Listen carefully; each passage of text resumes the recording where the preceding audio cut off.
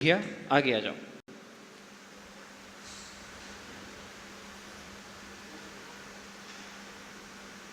पूज्य मनीश्वरी के चरणों में बारंबार नमस्ते। महाराज जी, विगत कई दिनों से मेरे मन में एक विकल्प है। वो विकल्प ये है कि पहले तो मैं यही क्लियर कर दूं कि वो विकल्प छिपी टोला या आगरा का नहीं, पूरे भारत को लेकर है।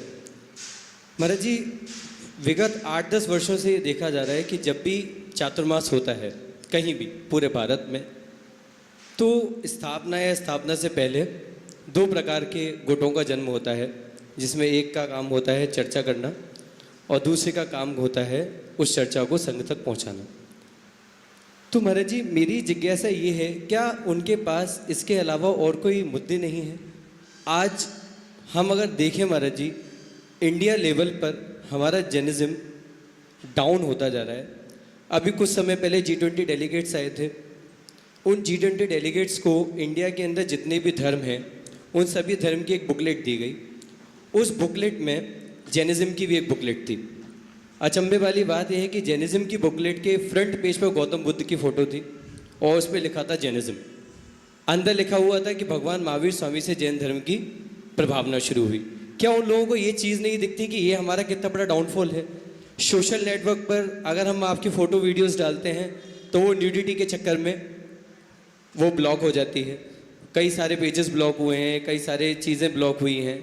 इतने सारे मुद्दे हैं, गिरनार जी नहीं हैं। किसी भी नेशनल लेवल पर हम अपने धर्म की बात करें तो हमें मतलब मुँह की ही खानी पड़ती है। और तो और जैसे हमारे यहाँ एक स्कूल है PD जैन स्कूल। महाराज जी, अगर उसका इतिहास देखें तो हमारे जो माता पिता हैं वो छिपी टोले की, मुझे लगता है 90% ऑफ पॉपुलेशन उसी स्कूल से पढ़ी हुई है। और आज उस स्कूल की दशा ये है कि हमारी जैसी यंग जनरेशन अगर अपने बच्चों को उस स्कूल में भेजने की सोचे वो तो नहीं भेज सकती। तो क्या हमारी मानसिकता या हमारी सोच इतनी नीचे स्तर पर चली गई है कि हम मतलब हाई स्टैंडर्ड का सोच ही नहीं पा रहे हैं और चर्चा ही नहीं कर पा रहे हैं? महाराज जी, अगर ऐसा क्यों हो रहा है? ये मतलब पूरे भारत की दशा है ऐसी, हर जगह ऐसे ही देखने को मिलता है। बहुत ही प्रासंगिक प्रश्न है आपका। इसमें मैं इतना ही कहूँगा, आप कभी घूमने गए?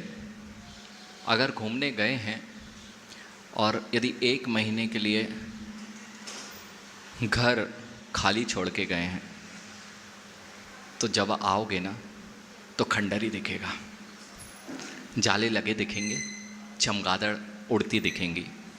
जितने लोग आपने जो पहले कहा कि कोई भी चीज़ हो चतुर्मास से ही मतलब नहीं है, कोई भी अच्छा काम हो, कुछ लोग आलोचना करने वाले आपको मिल जाएंगे। जैसे खाली घर में चमगादड़ उल्लू ये अपना स्थान बना ही लेते हैं, ऐसे ही जिनके पास में कोई काम नहीं है, जो 6 आवश्यक करना भूल चुके हैं, अगर जितना आलोचना में समय लगा रहे हैं उतना स्वाध्याय में लगाया होता, गुरुओं के चरणों में बैठा होता, अभिषेक पूजन और 6 आवश्यकों को कर रहा होता, तो शायद उसके घर में भी चमगादड़ और उल्लू नहीं उड़ रहे होते।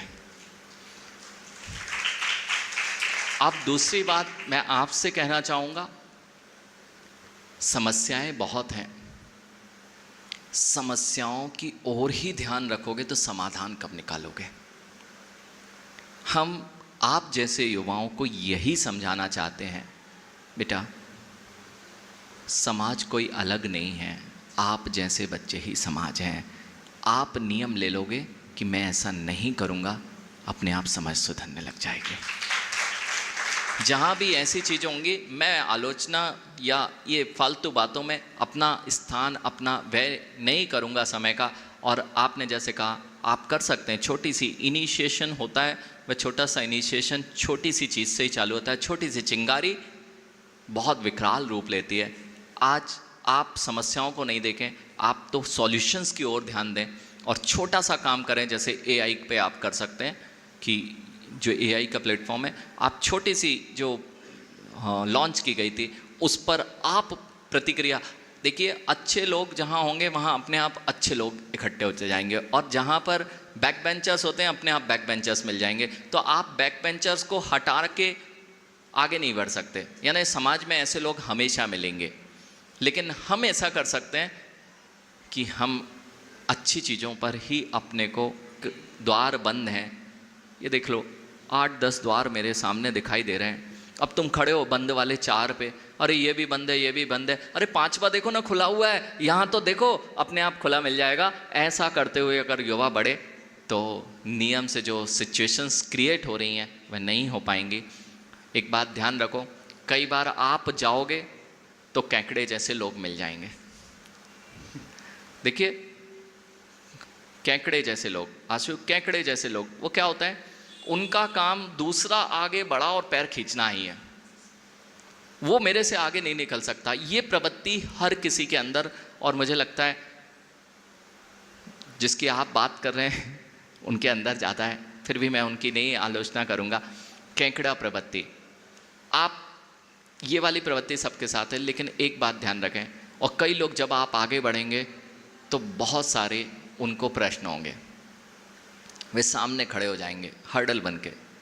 यदि सांप आगे आ जाए ना, सांप आगे आ जाए तो उलझो मत। हाँ, विषैले लोग भी हो सकते हैं, आपको बहुत लंबा चलना है और सांप से उलझ गए और उसने डस लिया तो काम बिगड़ जाएगा। ऐसा करो, अपने हाथ में जो रुमाल है ना, अपने हाथ में जो भी है उस पर डालो, वो जब तक उससे उलझेगा तुम आगे निकल जाना। क्या ये सोच अगर आज के युवाओं में आ गई ना कि हमें इन फालतू चीज़ों में नहीं उलझना है, हमें तो जिन धर्म को आगे बढ़ाना है। अरे एक व्यक्ति ही तो जिन धर्म है। आज यदि समत सागर जी इन छोटी बातों को उलझ गए तो फिर यदि किसी मंच पर पहुँचे तो उनका स्थान वैसे ही रहेगा, और यदि इनसे नहीं उलझे तो एक समत सागर जी जैसे अनेक आचार्य भगवान हुए, अनेक मुनिराज हुए, वे इन सब चीज़ों को देखते हुए भी अपने लक्ष्य की ओर बढ़ते हैं, और जिन शासन की एक व्यक्ति से अनेक जगह पर भावना हो जाती है। देख लो तरुण सागर जी महाराज जी क्या थे, लोग आलोचना कर सकते हैं, लेकिन उनका उद्देश्य था जिन धर्म की प्रभावना करना। उन्होंने अपने लक्ष्य को पाया। बहुत सारे आलोचक हो सकते हैं, लेकिन सही दिशा में चलो, दूसरे की आलोचना मत करो, केकड़ा प्रवृत्ति नहीं करो। एक और लोग मिलेंगे, उनको एक ही काम होता है नारद का। हाँ, उनको इधर की उधर करने में बड़ा मज़ा आता है। ऐसे लोगों को कैसे ट्रीट करना है, जब भी आप ऐसे लोगों को देखें, देखो करना नहीं, लेकिन अपने मन में सोचना या ये भावना कि भाई ऐसे लोगों से बचना है। नारद की बातों में आओगे तो महायुद्ध कर जाओगे।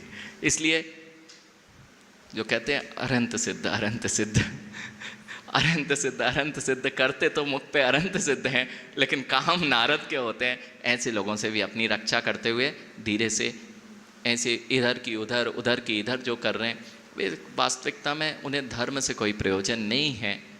इसलिए वे नारद अथवा खाली घर शैतान, खाली दिमाग शैतान का घर। अब विचार कर लें, अगर वास्तविकता में आप धार्मिक हैं तो आलोचना छोड़कर जो जिन धर्म की प्रभावना है उस पर कार्य करें, अपने आप आपको प्रगति दिख जाएगी।